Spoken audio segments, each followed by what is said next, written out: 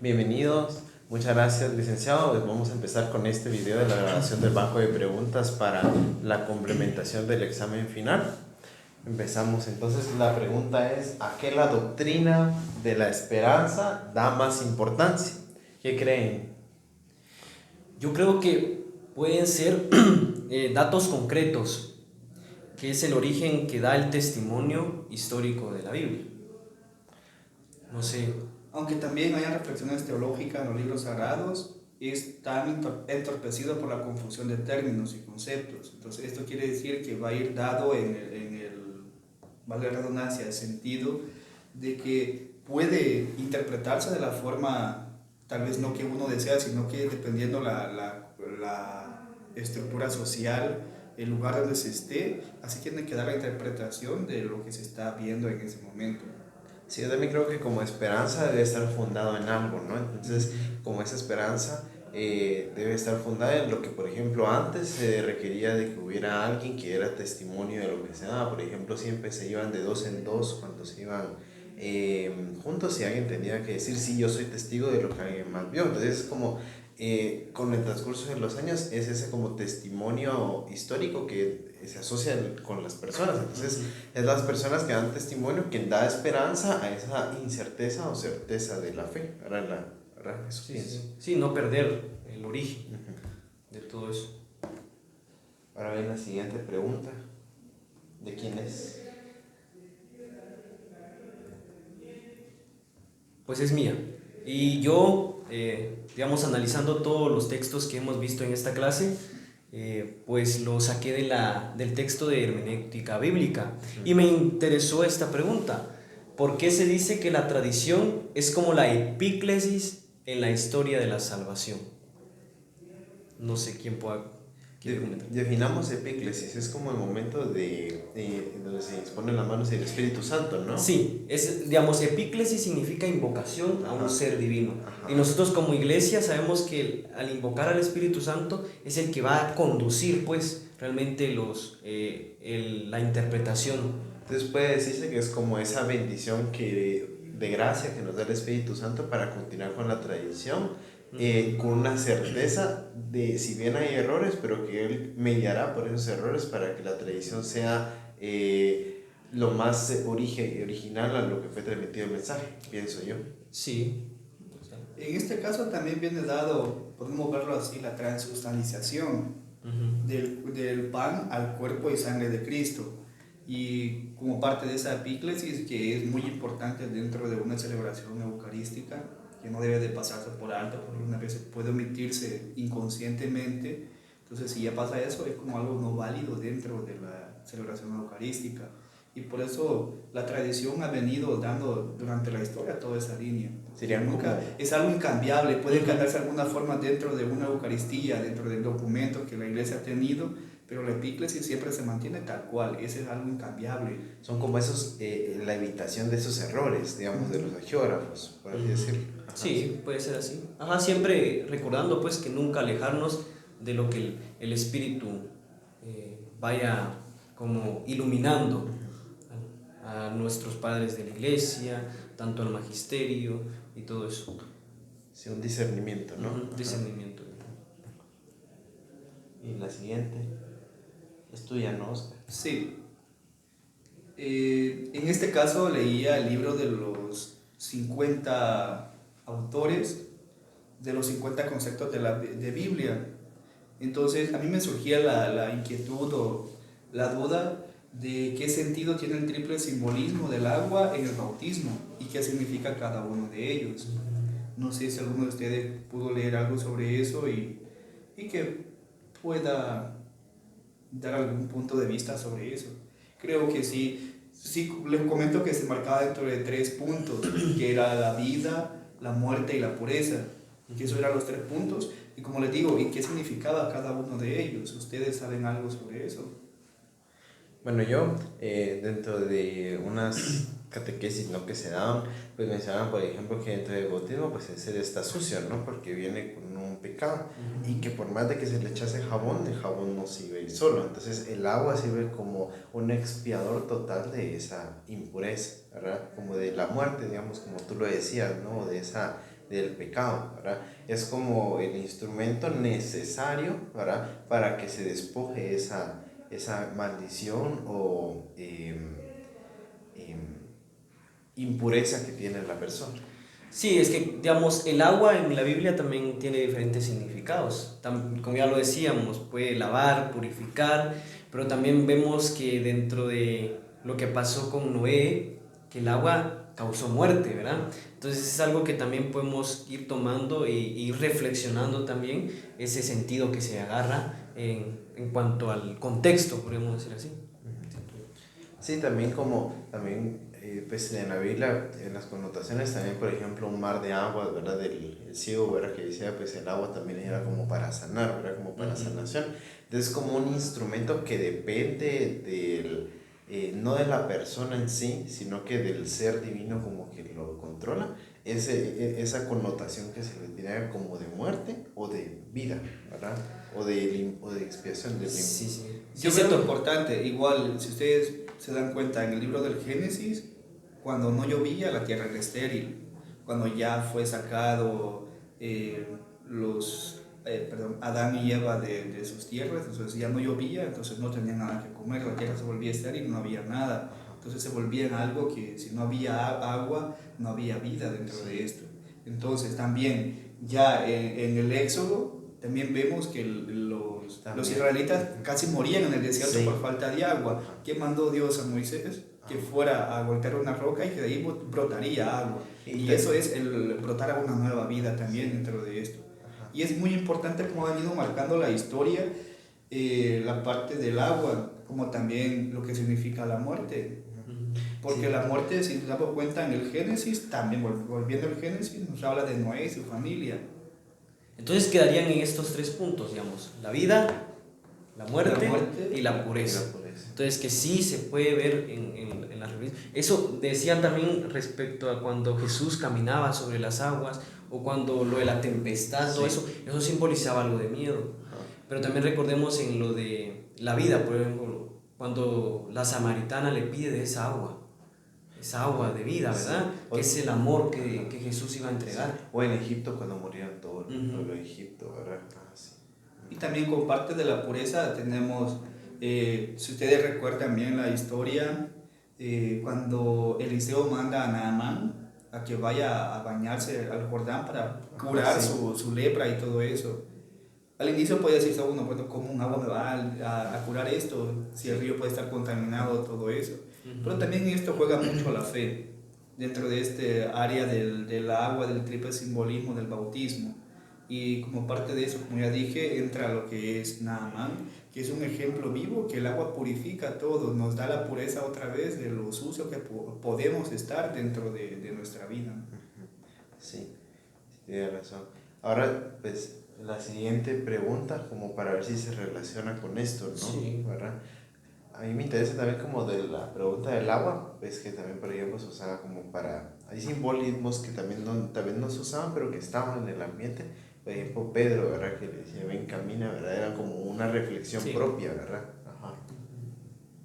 Ahora, ¿cómo se manifiesta la profecía en la irrupción de la historia? Esa es mía, yo lo saqué del texto de la inspiración bíblica, al igual que mi pregunta anterior.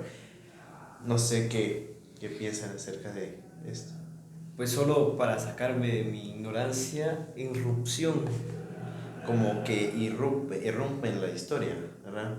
Sí, porque realmente el término de profecía a veces se utiliza de una manera errónea, ¿verdad? Sí. Porque se dice esto, yo soy profeta y acá, que no sé qué. Entonces siento que la manifestación de la profecía en la historia, juega un papel importante dentro de la historia de la salvación, ¿verdad? Sí. Porque fueron ellos los que iban guiando al pueblo después de si no estoy mal, después de la expulsión, ¿verdad? Sí, así es. Del pueblo de Israel hacia el destierro, sería eso, en ese sentido. Sí, y en este caso también la profecía prácticamente viene dado por hombres a los que Dios inspiraba directamente, les hablaba y les decía, digan esto al pueblo. Sí. Y es como prácticamente la profecía siempre fueron sentencias del pueblo. Si hacían algo malo, pues yo les decía, va a pasar esto, si ustedes siguen haciendo esto otro. Y como el pueblo siempre en eso siempre se quedaba, o tal vez es mentir lo que está diciendo. Y tanto como que no se irrumpe, también es como, bueno, la irrupción pues se manifiesta así como algo abrupto, digamos, algo escandaloso, podemos decirlo. Sí. Porque cuando Jesús dijo, miren, esta profecía se ha cumplido enfrente de ustedes, digamos, se escandalizaron los fariseos y todos los que se reunían en la sinagoga, ¿verdad? Pero también cuando no se cumple también es un escándalo, porque se le atribuye como una falta del profeta con Dios, digamos que no está unido con Dios y que el profeta es un mentiroso o que la profecía estaba equivocada. Yo siento que también algo que puede afectar realmente en el profeta es, por ejemplo, lo que le dijeron, lo que decía Jesús, ¿va? Nadie es profeta en su tierra. ¿Por qué? Porque ellos lo vieron pues crecer, lo vieron hacer toda esa cosa y después como dice, como este va a hablarnos de tal cosa si lo conocemos, ¿verdad? Sí. Entonces creo que también parte de eso afecta mucho la profecía, digamos, en creer o no creo, o está loco. Ustedes continúen, solo voy a revisar una grabación. Yo creo que con parte de esto también, de la irrupción, si nos damos cuenta, la mayoría de profetas fue asesinado por decir algo que Dios le mandaba. No simplemente lo dejaban allí, sino que decían, bueno, si este sigue dando eso, nos va a traer más. Si la profecía se cumplía tal cual lo había dicho, bueno, lo vamos a matar porque esto nos va a traer otra persecución después y así va a ir aumentando la desgracia a nuestro pueblo. Entonces sí, era un poco... Al final se volvía peligroso ser profeta dentro de un determinado lugar porque lo conlleva a una muerte segura también de todo esto. Entonces, vamos a ir rápido con las siguientes preguntas para terminar. Muy bien. Y siguiendo con este tema que ya les dije de la hermenéutica bíblica, he encontrado otra pregunta que puede ser también muy enriquecedora para nosotros, va para el conocimiento de la Biblia, ¿verdad? Entonces, ¿qué nos dicen los padres de la iglesia respecto a la tradición y el espíritu? No sé, alguien que pueda contestar respecto a eso. Sí, por ejemplo, yo veo que la tradición pues es una tradición viva y supongo yo que también los padres de la iglesia reconocerán que no solo está basado en textos, sino que parte de una tradición oral, ¿verdad? Y claro, pues dentro de los connotaciones de los pueblos, imagino que habrán errores, ¿verdad? En los hagiógrafos, que quiera que no son los transmisores de esa tradición, ¿verdad? Que fue establecida, por ejemplo, por Moisés, digamos, por las tablas de los mandamientos, puede que haya habido alguna desviación que el Espíritu Santo se haya encargado de corregir dentro de las personas, ¿verdad? Sí, en los profetas también, ¿verdad? Es una como intervención humana y divina, creo yo. Sí, también en este punto podría destacarse la importancia de interpretar correctamente el escrito, ¿no? Porque como decía anteriormente, eso tiende a ser como un poco no creíble lo que se está diciendo o se malinterpreta de una forma de beneficio. Yo puedo decir, esto y esto va a pasar aquí y todo para mi beneficio. Es como llamar la atención de algo que tal vez no quería decir eso, pero nos estamos aprovechando de esa parte. Sí. Y también cómo va a enseñar lo que yo voy a interpretar de todo esto. Porque estamos hablando de la interpretación, cómo me va a mí a ayudar en el sentido a decir a la gente lo que Dios quiere manifestar a través de este escrito. Entonces sí se va viendo esa enseñanza que debe ser muy buena y correcta, de que van a ayudarse uno al otro. Primero me ayuda a mí y luego ayudo a los demás por medio de lo que está diciendo. Siempre y cuando sea la inspiración guiada por el Espíritu Santo. Que eso sí tiene que ir marcado, porque no todas las cosas que se nos inspiren o que nos venga a la mente va a ser algo que concuerde con lo que el Espíritu quiere. Entonces, si yo creo que es conveniente y que fue guiado por el Espíritu Santo, entonces eso sí me ayuda a que yo pueda dar y va a ser más fácil a entenderlo por las demás personas también. Sí, yo creo que eso es lo que piden los padres de la iglesia, leer en el Espíritu y no salirse de la tradición. ¿Cuál sería la siguiente pregunta? Yo tenía una última pregunta con respecto a la hermenéutica también, y me preguntaba por qué la palabra teología se usa con el significado de reflexión sistemática sobre la revelación de la fe. Yo me he preguntado siempre por qué asociamos todo la filosofía aquí, filosofía allá, pero ¿Por qué se asocia tanto la teología con todo esto?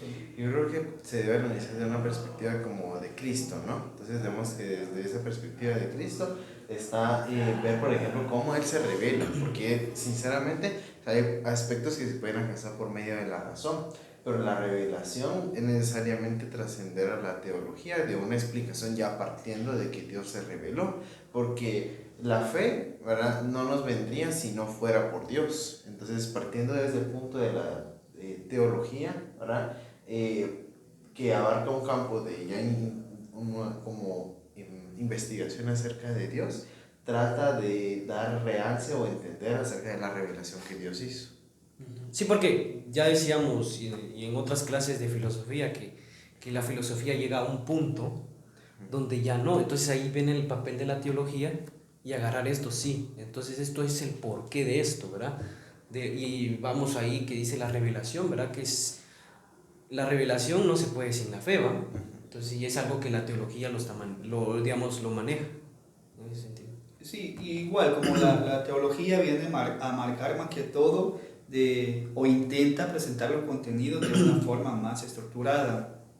Ya no va a divagar la persona que esté hablando o quiere interpretar la Biblia, sino que ya sabe algo, ya tiene una estructura, un orden lógico, según los datos que ya se tienen anteriormente, históricamente, se va a meter a hablar con una estructura y coherentemente.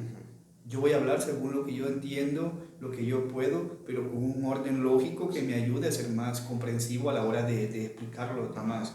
Y ese creo que considero una importancia de la revelación y de la palabra de teología, que no simplemente va a ser una cuestión de que, bueno, yo digo esto y ahí se acabó, y la gente va a quedar que me quiso dar a entender, sino que yo voy a dar algo que la gente sí me va a entender. Y como podría decir el texto también, y como dije anteriormente, depende de la cultura también, porque yo no voy a hablar de una forma igual aquí que en una comunidad indígena. Se tiene que basar de acuerdo con lo que el área, el territorio, en la realidad que se está viviendo. Sí. Porque no todos van a entender de la forma que yo entiendo, porque yo puedo captar unos conceptos o algo distinto a como ellos lo entienden o como ellos lo interpretan. Entonces sí es de tener ese orden de estructura y esa coherencia para que la persona entienda más fácilmente lo que se le quiera dar a entender. Excelente, creo que hemos concluido con todos los puntos de esta sesión.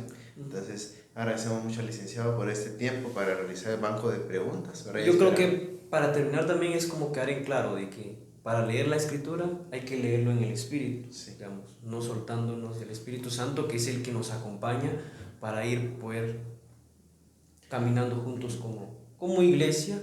Sí, y no leerlo solo por leerlo, sino que buscar algo que me ayude a mí a mejorar mi vida, ¿no? Sino que mantener esa concordia tanto de mí con el Espíritu y del Espíritu conmigo. Y los sentidos que tiene, ¿verdad? Que puede tener un sentido interpretado desde una perspectiva y otro, incluso desde el lenguaje puede tener otro, ¿no? Sí. Entonces, les agradecemos mucho el tiempo. Ahora esperamos. Igual, gracias a ustedes por también compartir parte de su experiencia y de la guía que hemos tenido durante todo este tiempo en estos textos que han sido muy enriquecedores para nosotros y que tenemos ahora nuevos conceptos sobre cómo interpretar la Biblia. Terminamos presentándonos. Mi nombre es Andrés Barrera, gracias. Mi nombre es José Pixún. Y mi nombre es Óscar Alvarado. Muchas gracias. Gracias, licenciado.